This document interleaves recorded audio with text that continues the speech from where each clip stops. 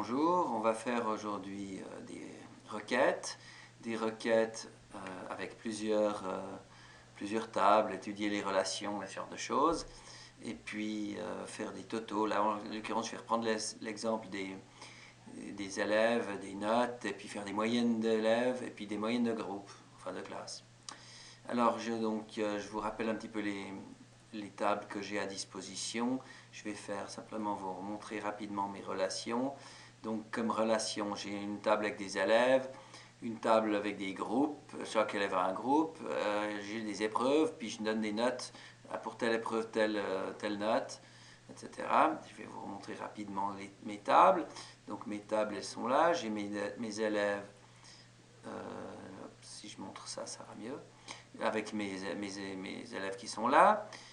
J'ai mes groupes qui sont là. J'ai mes épreuves, j'ai fait telle date une épreuve, et puis il y a les notes. Voilà. Ce qui est intéressant, c'est les notes. Alors, telle épreuve, pour tel élève, telle note. Puis, je veux faire une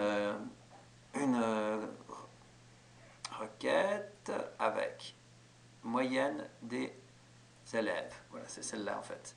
Donc, ce que je veux obtenir, c'est le numéro d'élève, le nom, prénom, le groupe, et puis chaque fois la moyenne. Et puis enfin, les moyennes des groupes. Ah ben voilà, j'ai donc pour le groupe 101 la moyenne là, le groupe 107, en fait, c'est la moyenne de classe, quoi. Alors, on va commencer par là, c'est les élèves moyennes. Je vais donc éditer ceci pour vous montrer un petit peu comment j'ai fait. C'est trop grand, il faut que je rediminue ma fenêtre un petit peu pour qu'on voit vraiment tout. C'est trop petit ici. Voilà. J'ai donc une seule table, c'est élève note, n'est-ce pas? Je peux en ajouter d'autres, c'est chaque fois insertion, ajouter de nouvelles tables, n'est-ce pas? Je peux ajouter des... Là, j'ai pris élève note en fait, j'ai pris la requête élève note qui existe déjà, enfin, que j'ai déjà fait, avec tous les élèves et tous les notes. Puis c'est vrai que j'aurais pu vous montrer celle-là en premier. Et puis du coup, ouais, c'est vrai, j'aurais dû vous montrer celle-là en premier. Élève note qui me donne toutes les notes, voilà, c'est ça, avec numéro d'élève et toutes les notes de chaque élève. Et puis, une fois que j'ai ça, eh bien, j'ai besoin de dire que je vais afficher le numéro de l'élève, le nom de l'élève, le prénom, le groupe et la note. Je vais regrouper par numéro d'élève. Alors, il faut que je mette des groupes partout. C'est toujours la même information. Normalement, le nom, le prénom.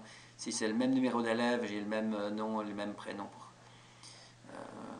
pour le même élève. Et puis ici, je vais choisir moyenne. Donc ici, je prends moyenne. Là, j'ai choisi groupe. J'affiche tout ça. Je clique ici pour exécuter la requête. Si j'ai pas d'erreur, ça me met immédiatement tout ça, c'est-à-dire la liste. Effectivement, dans mes numéros d'élèves, j'ai le numéro 2, 3, 4 et 5, puis ça c'est la moyenne des élèves. Ça fonctionne parfaitement. Okay. Comment on fait pour mettre les valeurs là en bas? Je crois qu'il suffit de cliquer sur numéro élève deux fois, clic, ça rajoute la colonne là, clic, j'ai mis ce que j'ai voulu mettre ici. Puis ici, c'est savoir si c'est visible ou pas visible. Enfin, généralement, on met les choses visibles, toujours pratiquement. Ok, ça c'est le premier exemple. Une fois que vous avez enregistré ça, vous pouvez utiliser votre requête. En cliquant simplement dessus, vous avez les valeurs de la requête. Maintenant l'autre, les moyennes des groupes. Peut-être que la première que j'ai oublié de vous noter, élève note, celle-là, elle est tellement facile, je me suis dit que c'était peut-être pas la peine de la faire. Mais bon. Élève note. Donc là, j'ai pris deux tables. J'ai pris élève, puis note. Je vais prendre toute la table élève. J'ai cliqué deux fois sur l'étoile. Ça m'a mis toute la table élève, toute la table des notes. Et puis, elles ont déjà une relation. Donc, c'est la relation que j'avais déjà indiquée dans mes tables. Effectivement, chaque numéro d'élève doit correspondre à chaque numéro d'élève ici, et il mettra donc tous les élèves avec toutes leurs notes. Évidemment, je clique ici et ça fonctionne. Voilà, j'ai donné deux Pour Kumer Robin, l'élève numéro 2, je lui ai donné 2 notes. Donc il a eu une note ici, un 4,5, un 3. Pour Bob Moran, il a un 4. Et puis Bob Moran ici, il a encore un 6. Puis pour Bill Ballantine, je lui ai mis 2,5. Et puis Dupont, il a 5,5. Voilà. Bref, et puis après, c'est dans l'autre requête, j'ai groupé tout ça, puis fait les moyennes par élève. Puis enfin, celui qui est pour la moyenne de groupe, elle est là. Groupe 101, groupe 107, avec chaque fois la moyenne du groupe. On va éditer ça. Alors, j'ai fabriqué une requête qui utilise... Il faut quand même changer un petit peu la taille de tout ça. Une requête qui utilise 2 tables. Enfin, 2 tables. J'ai pris des tables ou des requêtes. Là, j'ai pris la table élève et puis la requête élève moyenne.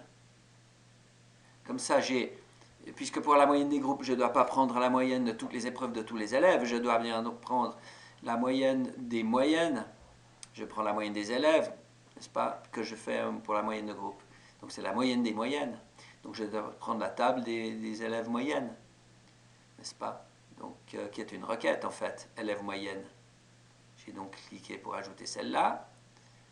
J'ai ajouté la table élève, qui est là. La relation entre numéro d'élève et numéro d'élève ici, j'ai dû l'ajouter. Et puis ensuite, je décide que je veux quoi? Je ne vais pas tout afficher, alors j'ai cliqué juste sur groupe, parce que je vais faire une moyenne par groupe. Alors j'ai cliqué sur groupe 2 fois, clic, clic. Et puis je groupe tout ça. Et puis ce qu'il me faut, c'est la moyenne de chaque élève qui corresponde.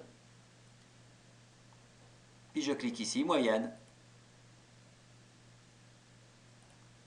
Et puis on peut même, si on veut, cliquer par ordre croissant, parce que si je ne mets pas par ordre croissant, c'est dans l'ordre où c'est entré les notes. Donc si j'ai croissant, ça me donne d'abord 101, puis ensuite 107. Donc c'est en ordre croissant des numéros de groupe en fait.